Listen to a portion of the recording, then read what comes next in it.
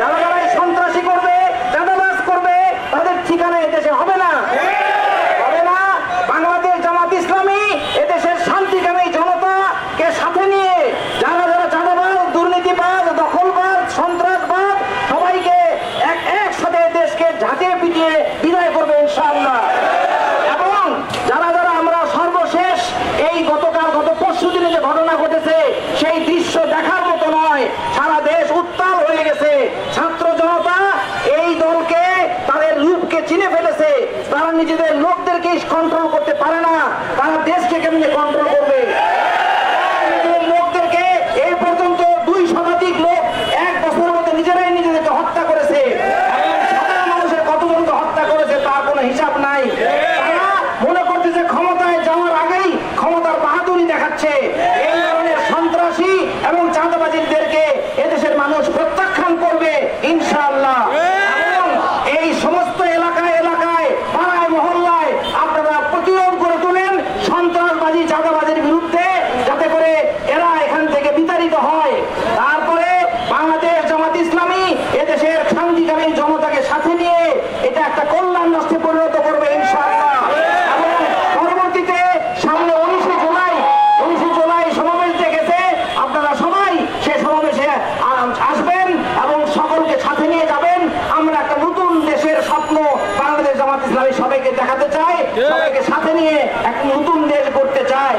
আল্লাহ আমাদের এই কাজে সহায়ক হন। আসসালামু আলাইকুম ওয়া রাহমাতুল্লাহ। সংগ্রামী বিক্ষুব্ধ জনতা, এখন আপনাদের সামনে আজকের মিছিল উত্তর সমাবেশে এ পর্যায়ে প্রধান অতিথির বক্তব্য রাখছেন বাংলাদেশ জামাত ইসলামীর ঢাকা মহানগর উত্তরের কর্ম পরিষদ সদস্য, বাংলাদেশ শ্রমিক কল্যাণ ফেডারেশনের ঢাকা মহানগর উত্তরের সংগ্রামী সভাপতি জননেতা মাওলানা মহিবুল্লাহ। বক্তব্য রাখছেন জননেতা মাওলানা মহিবুল্লাহ। সাথীয় বন্ধুগণ, আপনাদের কাছে একটি বালকের মতো স্পষ্ট, খনি শেখ হাসিনা চাঁদাবাজি, সন্ত্রাসী, জুলুম, নির্যাতন করে এদেশের মানুষকে দমিয়ে রাখতে চেয়েছিল। কিন্তু এদেশের ছাত্র জনতা গুলির মুখে তাদের বুকের তাজা রক্তকে ঢেলে দিয়ে শেখ হাসিনাকে বিতাড়িত করার মধ্য দিয়ে বেশিরভাগ মুক্ত করেছিলেন এই দেশটাকে।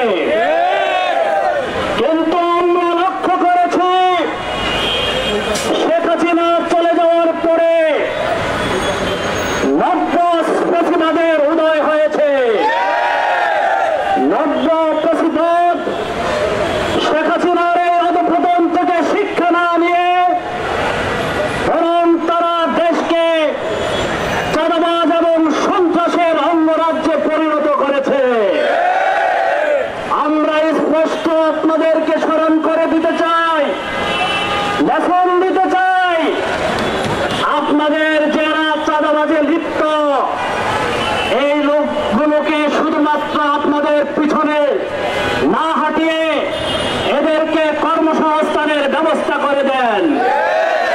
আপনারা জানেন জামাত ইসলামের প্রত্যেকটা জনশক্তির নিজস্ব কর্মসংস্থান রয়েছে। প্রত্যেকটা জনশক্তি কর্মসংস্থানের পাশাপাশি এই জমিনে আল্লাহর দ্বীন কায়েমের জন্য তারা চেষ্টা করে যাচ্ছে। রাজনীতির প্রয়োজন হলে কর্মসংস্থানের পাশাপাশি রাজনীতি করছে। কিন্তু আপনার লোকগুলোকে শুধুমাত্র রাজনীতির পথে ছেড়ে দিয়ে তাদেরকে সন্ত্রাসী এবং চাঁদাবাজির দিকে ঠেলে দিচ্ছেন। অতএব জনশক্তিকে দোষ দিয়ে লাভ নেই। জামাত থেকে শিক্ষা গ্রহণ করে কর্মসূচি পরিবর্তন করেন। জনগণকে জামাত ইসলামী একটি চাঁদাবাজ, সন্ত্রাস মুক্ত দেশ উপহার দিতে চায়। জনগণ ইনসাফপূর্ণ একটি কল্যাণ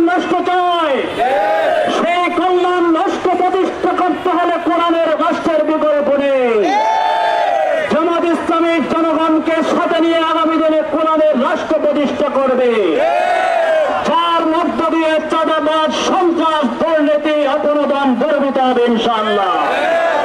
সংগ্রামী সাথী বন্ধুগণ, আগামী 29 তারিখ জামায়াত ইসলামী, 19 জুলাই জামায়াত ইসলামী এদেশে ইসলামী সমাজ বিনির্মাণের লক্ষ্যে যে 7টি কর্মসূচি ঘোষণা করেছেন, এই কর্মসূচি বাস্তবায়নের মধ্য দিয়ে আমরা একটি ইনসাফপূর্ণ দেশ প্রতিষ্ঠা করব।